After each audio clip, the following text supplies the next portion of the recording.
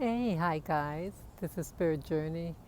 Yes, I'm at my favorite spot at the Ramble. Have the gang out. Yes, it just two of them on the ground and one is by the on the bench, just cooling off. It is absolutely beautiful. Yeah, I had done that live video on Penelope, the second one. It was the live stream. It's still trying to upload onto YouTube. But while that's loading up, I'm going to just do a regular video without, stream, just a regular video. Um, yeah, about the Penelope, as I mentioned in the first two videos, who Penelope was a movie that came out in 2008 about a young girl, and she had a curse put on her, and I thought that something was significant about it. It taught a lot of things to me. And with this curse, she again, like the Wizard of Oz, she was able to reverse the curse. And she had the power all along to reverse the curse, just like the Wizard of Oz. It was fantastic, the movie. But there was I already explained a lot of things about the movie, but what this short clip is going to be is, and I think it's relevant for today. There was a portion in the movie when she's running. She kind of ran away from home, and she wanted to explore the world. And again, but she has this pig nose. Other than that, she was considered what you call a pretty girl, and so she wore a scarf around her face to hide her nose. And when her family find her walking, and so they ran after her. And what happens is that with the mask over her face, because she's running and exerting herself, she wasn't getting enough oxygen, and she passed out and faints. And now everybody sees her nose when they had to take the mask off. But it was proven, it proved to be a blessing for her, because then the paparazzi found out, took pictures, and once it's out, is out, you know. But I thought that aspect of her fainting because she wasn't getting oxygen. See, Penelope was her nose, and she let society influence her, and she modified her looks by covering her face so she can get in and out of society, just have a so-called normal day. But eventually, it caught up with her when her past came to her, / her parents, and they ran after her. So she had to run from them. But in the process of running away from her past and her problem, it cost her something. She wasn't getting enough oxygen with the mask on, and so she fainted. So you can't really run. You can only run away for so long. Your problems, those things that you're hiding from yourself or others. Now, pretty much, she was content with herself, pretty much, because that's all she knew, what she had. But it was other people. And it's the other people that is the essence of my two videos, that other people influence you to compromise. And sometimes when you compromise, you get hurt in the process. So I thought the thing with the mask was interesting, because now you have that virus thing that's out here, globally, and people are being told now wearing a mask is very political now in the United States and in New York City. You have a lot of people in New York City who wear the mask. I wore my hat. Let me show you that new thing that I bought. It was in my second video. This. Okay, it's a little sun hat with a little plastic shield, and it has SPF protection from the sun, so that's good. So it minimizes burning rays on your skin. Okay, but it can be a nuisance also wearing it because I'm used to the air hitting my face, and so without, since the wind cannot touch my face, it's a weird sensation. You kind of feel kind of stifled a little bit. It's just to get used to.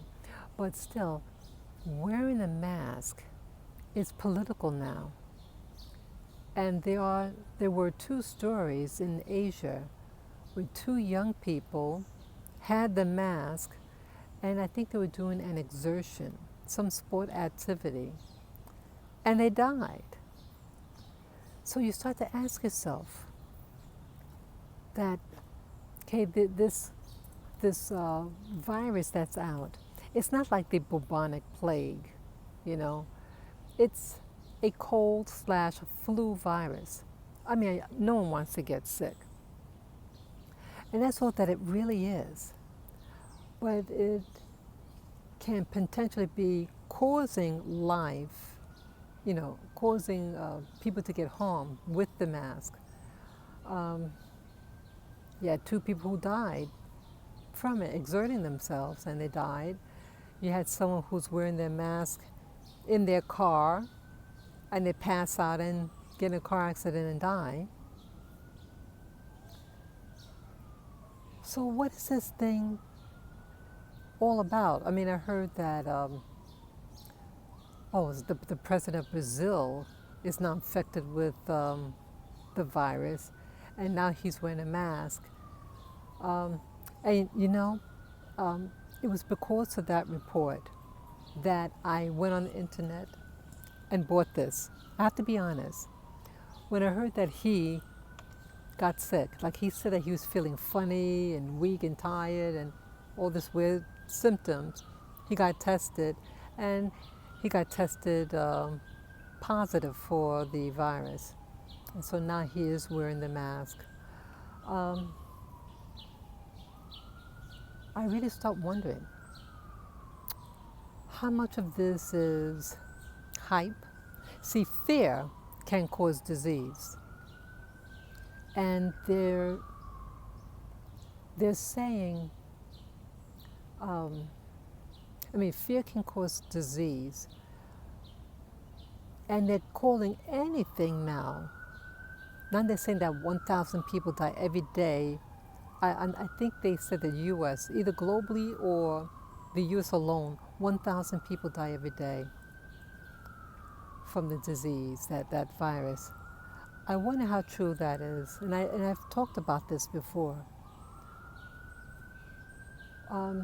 because they're classifying just to have the antibody, not the full-blown infection, symptoms like you can't breathe and chills and all that. No, a lot of these people are elderly people,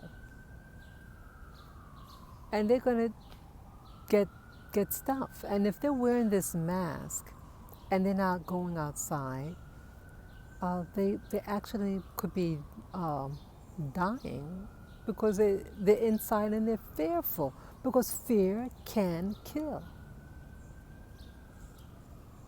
I hate it.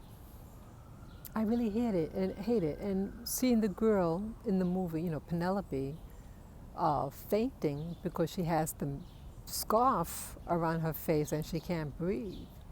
And she was just running a little bit, just an initial sprint, and then boom. How many other people is this happening to? And here, this is a movie that came out in 2008. And she doesn't even have a mask on, per se. She just has a scarf, and it's just wrapped around her face. It's really something. Really something. So yeah, I don't want to get off the topic, but in essence, Penelope is really a movie with a lot of layers to it. You can't run away from your problems. And if you try to, it could cause you to to get overworked, stress you out, hurt your life. So to embrace yourself, embrace that part of you that people may not understand. And again, people who attack other people, whether verbally or physically, financially, they are the one with the problem. They are the one that is really weak. And sometimes we cower down because of a public opinion. And so for me, the movie really spoke to me. And when I was doing the first video today about Penelope, as I was giving the movie, talking about it, I felt convicted because in the back of my mind, I'm thinking about I have a Penelope in my life, and that I have to, I want to overcome it. So for me, like I wore this big bulky shirt, and ordinarily, because that Penelope in my life, I don't like shaving. I hate shaving, and I was raised in a very male household, and for me, kind of, be one of the guys, whatever. I'm serious, and it was. I'm used to seeing hair.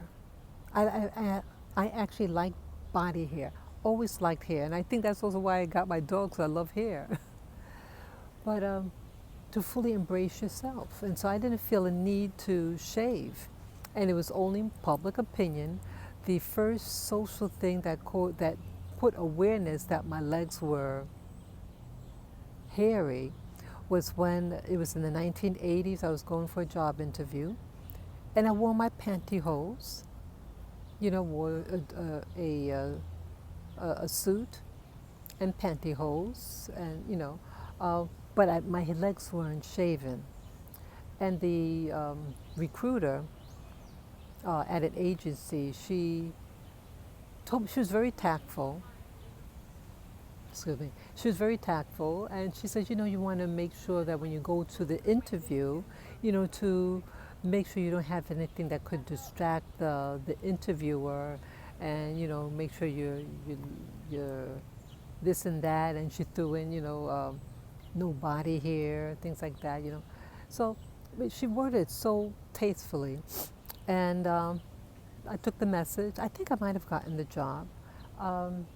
But that was my first awareness. Also, my background. I'm not like I'm a girl from background, I should say. My background is Caribbean, and things like that. Your natural body, hair and scent. It's not the same like white America. White America, everything. Yeah. You behave yourself. Okay, wait a minute. Come here. Oh, let me get her, wait a minute. Come. Oh, okay. Sorry about that. Yeah, that's the culprit. That's the culprit. I love my little peanut. She's lilacs, yeah. I'm sorry about that. What was I just saying? She was my first, that was my first experience with awareness like that. Because, I was always in the black community. And then now you have to so-called look for a job. And so I had to, I thought nothing of it. I wore the pantyhose. See, back in those days, some girls didn't wear pantyhose. I said, oh, she didn't have pantyhose. I mean, not me, but other people. So they can't say I didn't have pantyhose on, but that's one thing about this society. They're so fake in this society. They want people to look a certain way, and it's not natural. You want to get down? Well, you want to get back in your carriage? Let me get her. I'll put you in the carriage.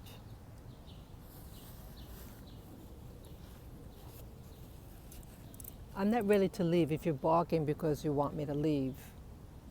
Yeah, she's been getting feisty lately. She goes, eh, eh. Yeah, I'm petting her head now. Yeah, so yeah, public opinion. So that was the first thing. So I did modify and got the job. I think I got the job. But it starts to make you feel self-conscious about yourself. That to be accepted, I have to be shaven all the time. And I realize, if it's that, that they slowly start to demand other things that you have to, it's always something else. And that was another thing that got me upset. So I'm tired of modifying myself for people who don't even know me and don't even care. They don't care about me. So why should I care about them? So I think that was the first thing of awareness. And then I was in Hawaii. I used to live there for a couple of years, and I felt comfortable. I, you know, I wore my hair out in a big natural, and I didn't shave. I wore a nice little outfit. It was really cute, and there was an experience that someone got really a coworker that I thought was my friend. And he said the nastiest thing to me when he's under stress. That, yeah, I think with some people, white men in particular, that they're so used to women looking a certain way for them, and you're supposed to look a way to please them. Black men don't say anything. Yeah, in fact, I got a free movie from this black dude years ago, and I was wearing leggings at the time, but he saw like at the edge around my ankles, where the thing the leggings didn't cover. So it might have been like a half an inch showing on my leg, and that was enough. And so he knew I didn't shave. So he says, "Wow!" And it was so funny when I think about it. It was really naive back then. But he allowed me and my friend to go in the movie. He said, "Hey, you come in here and watch a movie for free," because of my legs. So um, every person has their own taste. Some men like natural women. Women who don't shave, and some men they like them. Every stitch of hair removed. So today, watching the movie Penelope just reinforced for me to don't try not falling for pressure, public opinion, how I should carry myself. I mean, yeah, sometimes we modify certain things to be in society, but some things you really shouldn't compromise. Because again, like Penelope, she compromised. She put the scarf around her face, and her past came to her, and she fainted. She couldn't get enough oxygen. Yeah, so that's basically what I want to talk about, and enjoy my day, enjoy loving my body, my hair. It's time for liberation and freedom. Okay, so thank you again for watching, and I apologize for the live stream that I did. It kept conking out on itself. So I'll probably entitle this the Penelope 3. Okay, yeah. So this is Spirit Journey signing off, and today, if I didn't give the date, it's the July 28, 2020, and it's probably after 3 p.m. right now. Okay, take care, guys. Bye bye.